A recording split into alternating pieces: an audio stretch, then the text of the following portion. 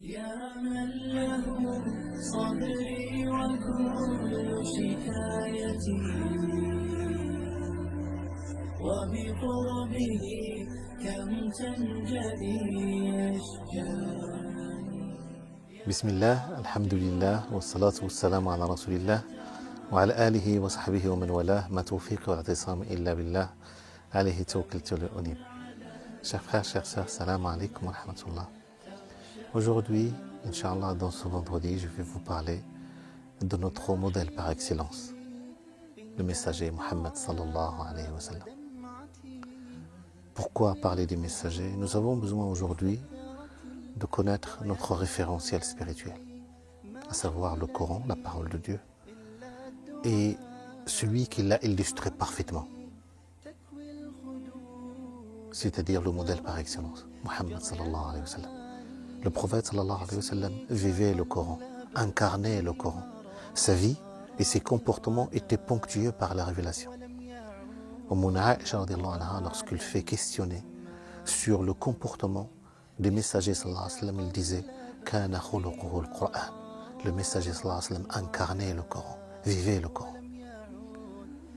À l'image du modèle, de notre modèle, le messager sallallahu alayhi wa sallam, et à l'image de ses enseignements, nous devons nous réformer et réformer la communauté musulmane en perte de repères. Maintenant, il est important de connaître notre messager. Certes, la période, son époque est différente de la nôtre, Le temps entre nous, il y a presque 15 siècles entre nous. Mais tant que nous aurons la sunna, tant que nous connaissons ce modèle par excellence, dans les moindres détails, nous allons nous identifier à lui. Et puis, ce modèle doit être vivant dans nos cœurs. C'est pour cela que vous savez, quand vous priez et vous faites tashahhud, vous faites tahiyyatu lillah, at-tayyibatu as-salawat, assalamu alayka, salut au toi messager. Ça veut dire que vous vous adressez directement au messager. Vous ne vous adressez pas à quelqu'un qui n'est pas là. Cela veut dire que le messager, vous vous adressez à un vivant quand vous dites assalamu alayka. Ça veut dire que le messager, sa sunna, son œuvre, son modèle doit être vivant dans nos cœurs. Il y a quelque chose de très important dans notre religion. Une condition de la foi. On ne peut goûter la douceur de la foi, on ne peut vivre la foi, on ne peut accéder à la douceur de la foi sans l'amour des messagers. Dans le hadith authentique rapporté par le Bukhari et Muslim selon Abu Huraira, le messager sallallahu alayhi wa sallam disait « Nul d'entre vous ne goûtera véritablement la douceur de la foi jusqu'à ce que je sois plus cher à son cœur que sa famille, que ses biens, que l'humanité tout entière. » D'ailleurs, dans l'autre hadith rapporté par le Bukhari et Muslim selon Anas, le messager sallallahu alayhi wa sallam disait « Trois sentiments, celui ou celle qui les éprouve goûtera la douceur de la foi. » À la première, il a dit « Aimer Dieu et son messager plus que toute autre chose. » L'amour des messagers, mes chers frères et sœurs, c'est la porte d'accès à l'amour de Dieu.